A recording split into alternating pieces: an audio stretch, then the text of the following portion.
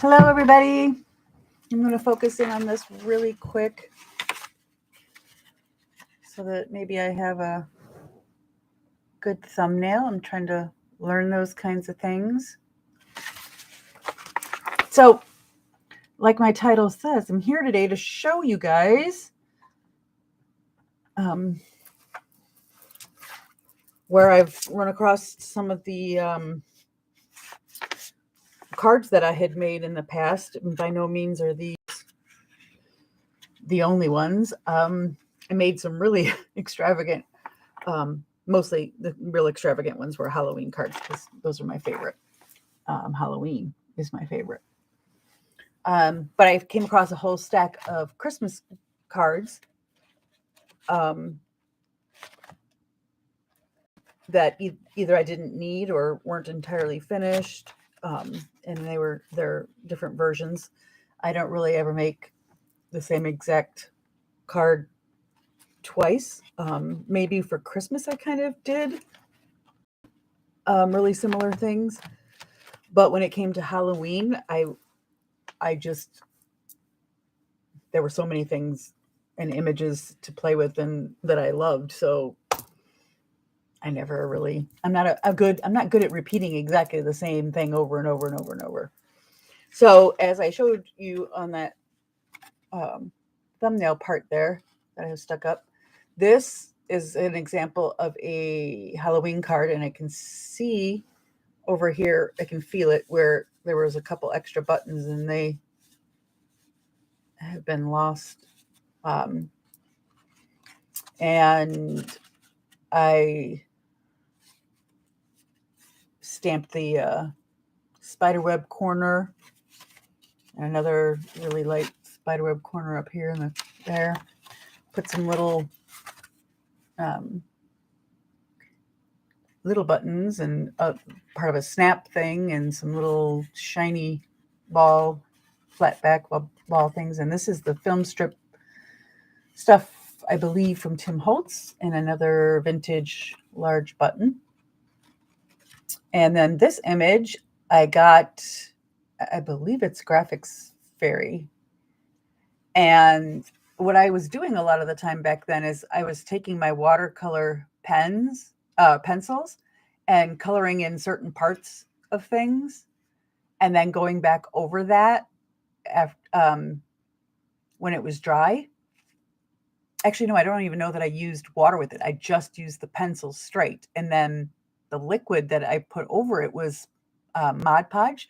So it kind of came to life more, and I can't get the shininess to show. It kind of gets raised and shiny. Don't look if you don't like anything spooky or medical. Oh, there you go. So you can see a little bit of that shininess. So, and then inside, and this here is where I, in the past, got wise to being able to make a stamp so I wouldn't have to sign them all. So it has my name, my husband's name, and our kids, and I could just stamp that. And it was in my handwriting, so yeah. I had a lot of others that I think I liked better maybe than this one, but I have not found any extras so far. And this was found amongst, moving things around and going through old bins and old file folders, stuff like that. Moving on to the Christmas cards, I came across this envelope when I was digging out another mat like this. I came across this envelope and I thought, oh, maybe then these were the ones that I didn't finish or whatever. And then I realized, okay, there's just bits and pieces in here on top of also having cards that I didn't use for some reason. Looks like these two were the same. Oh, my son and my husband are home. These two were the same. I'm going to check the inside Oh, they're same except they have a different background pattern. This one has, a checkered gingham, and this one it was more of a tulle, a red, not a tulle. What did they call that back in the day?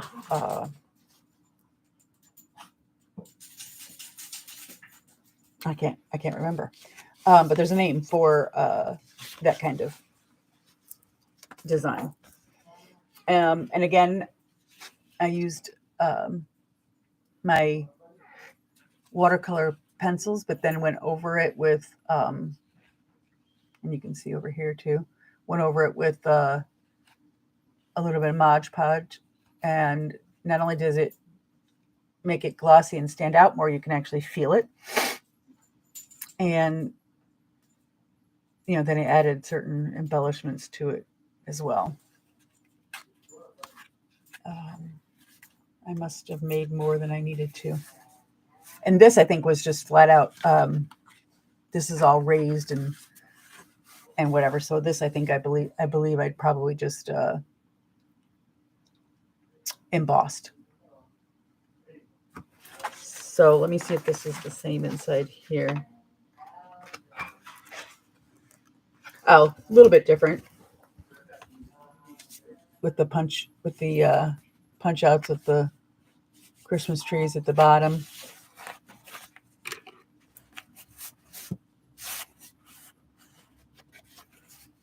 And the snowflakes at the top.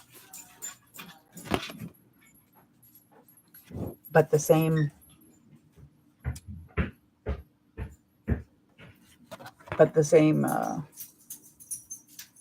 sentiment.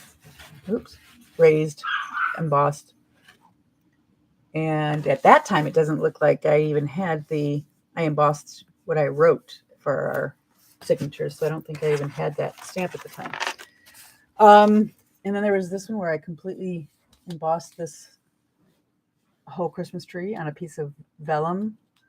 Used those cutouts that I made from that paper you saw before. Put some gingham on the red on the back. I love the darker greens and the darker reds. And again, just embossing the sentiment and our names back before. Again, I must not have had the my stamp at the time. And it looks like these are all similar.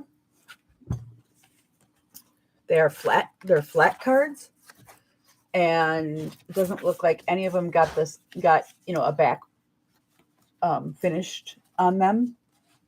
As you can see, two of them have right here, these two. Whoop. No, these two have brads at the top and the bottom.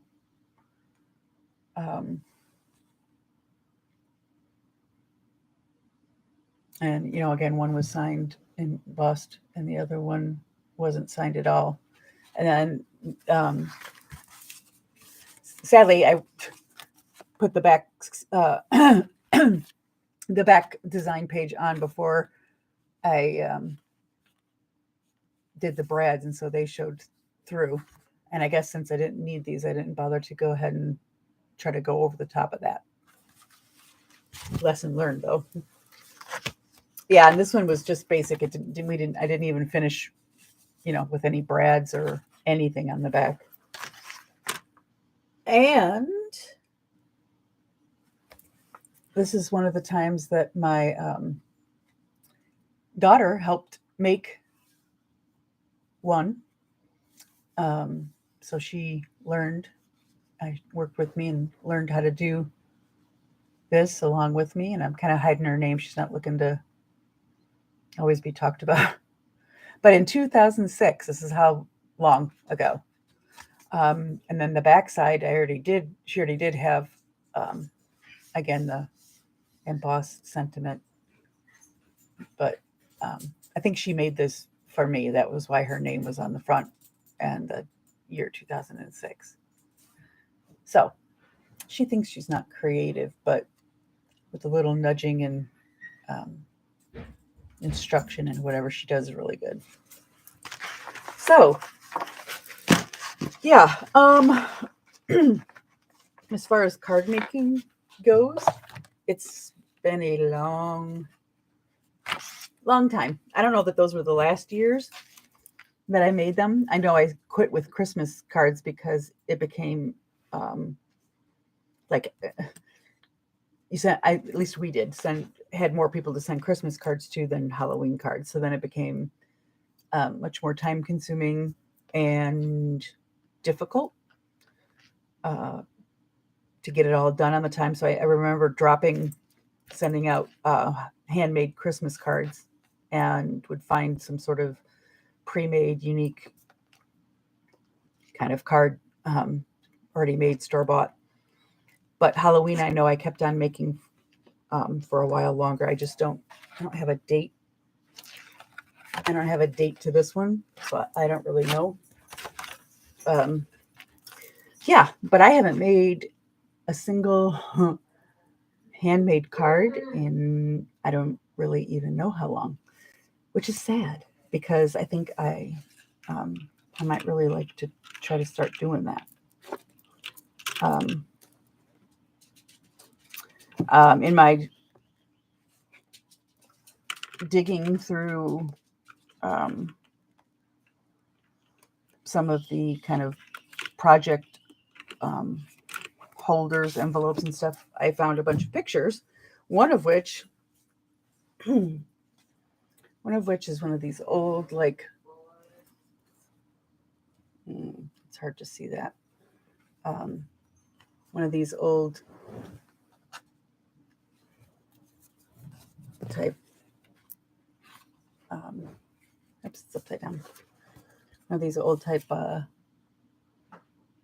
What did they call these? When they had their own little case. But this one is an original. This one is my dad's mother, my grandmother, my paternal grandmother. And I don't know how old she was at this time, but I know she wasn't married yet to my grandpa. But I also believe they got married, later than was typical in their time. Well, maybe not so. They got married in 1934. And they were both born like 1908 and 1910, respectively. So then that would have probably made my grandma 23 or 24. But that probably was a little bit old for back then. So yeah, it was exciting to find this. I always think about them, having been born in 1908 and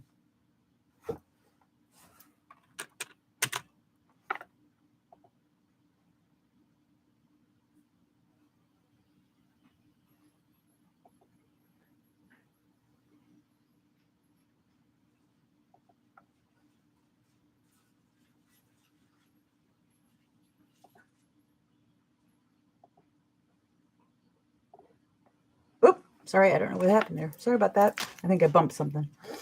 But again, when I think back to my dad's parents in particular, being born in 1908 and 1910, and my grandfather living to about the year 2000, maybe the early 2001.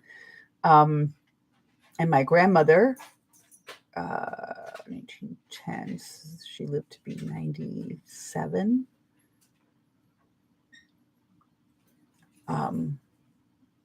Yeah, she lived to be 97 years old. So she didn't pass away until maybe 2005-ish, around that time. But you think about all the stuff in history that has happened and that they experienced. They would have started out without indoor plumbing, without electricity. They were very religious, so TV wouldn't have mattered to them, but still no television. Um, they had radio, but it wasn't anything obviously like what we have today. Um,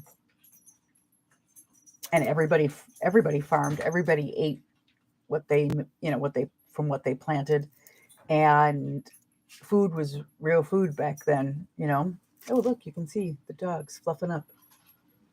Um, yeah, and so they were really really had a foundation of healthy living, not only from their parents, but then them themselves. And um, the other thing, though, is that the changes in the world that they saw happen, from 1908 and 1910 all the way up into the 2000s, early 2000s. All the technology changes. Like I said, they were really religious, and part of their religion was no television and no radio, or unless it was like farm related, you know agriculture related, that kind of thing, or news radio maybe. Um, they pretty much read their Bible and read the newspaper. Um, my grandmother was an amazing cook, um, and worked hard until she got married, and then she was a housewife and had 3 boys. My grandfather worked hard. He was a mechanic. But the things they saw, they literally went through 2 world wars.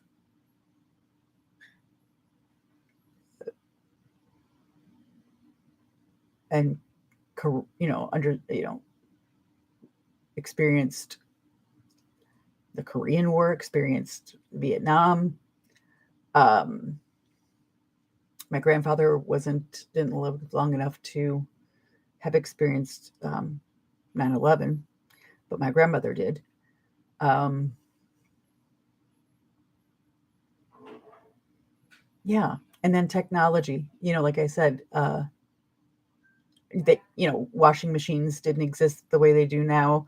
You know, they literally had washing boards. And then went through, and there became a washing machine that was like a tub and this wringer thing for wringing it out so that you could hang it out, get all the water out of it, and then hang it out to dry. They were big on air drying, outside, which I miss. If it wasn't for my son's allergies so bad, and I think,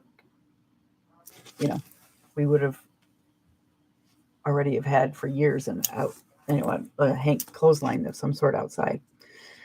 But I have to say that their ability to keep up with technology and the changes in the world ended with, and I can remember this clearly because my dad brought it over, cordless telephones. And it wasn't the kind where you could just plug one in and you could have several everywhere. It was, this one that you plugged in and it stayed, in that spot, and the base stayed in that spot, and you could just pick up the phone and use it. My dad showed him how to use it. That's what they used then as their main telephone. But other than that, they didn't, obviously no mobile phones, and all the other stuff that came after. That was probably the most that they could handle, considering their age and everything that they had seen in advances over time. Yeah, but I miss my grandparents. I knew both sets of grandparents, my maternal and paternal set of grandparents. I also knew later on what became my step grandparents. My dad remarried, and my stepmother, her parents were we saw them very often when I was younger. Um, so, we had some bonus grandparents.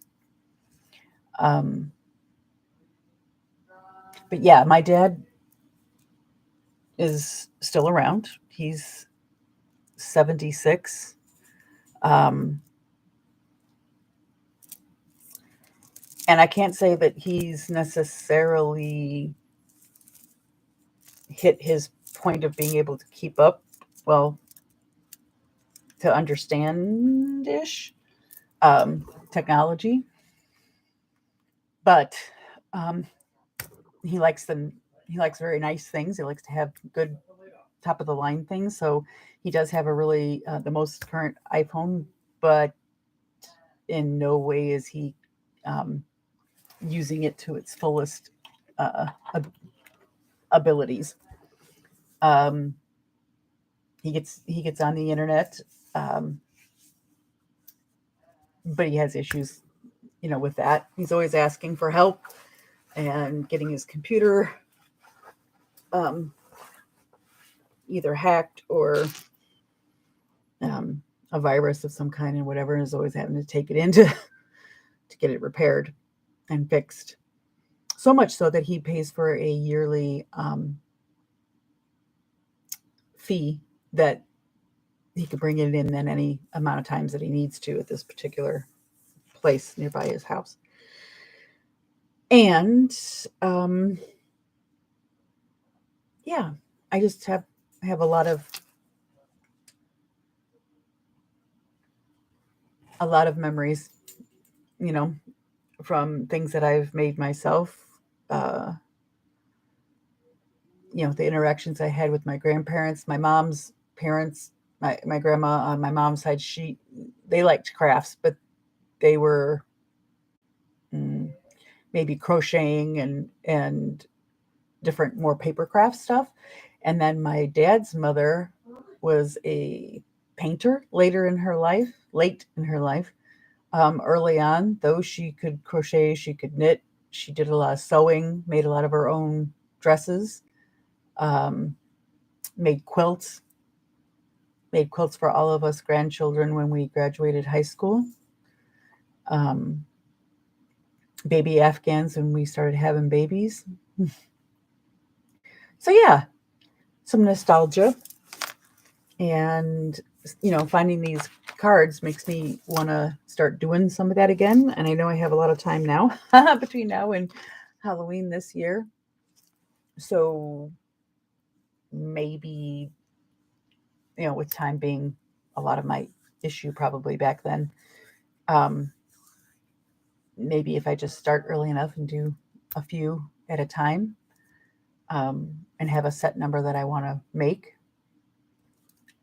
maybe I could start to get back into um, card making with Halloween cards this year. So wish me luck. And thank you for joining me here today. Anybody that's watching on the replay, if you have any comments, any suggestions about card making, I'd love to hear it. And I think now I'm going to get off of this live stream here and see what I can get up to in the way of art.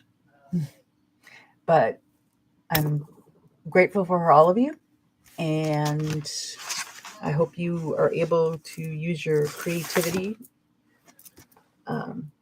today. And oh, wait a second. Oh, a couple little Easter things. I used brown construction paper, and then watercolor paints and ink, and then some blingy bling. I sent the good bunny to my grandbabies, and some funky eggs.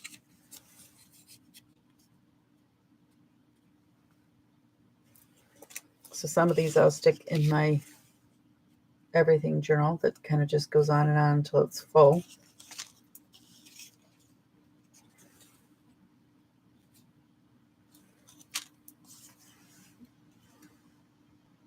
Oop, there we go. So, and again, Easter is not a big holiday for us for me to have ever sent out cards. I'm not looking to actually do that for Easter either. But it was fun making some of those and sending a bunch to my grandbabies. And I know they'll be excited to get mail with their name on it. And they're really little, but my daughter will explain.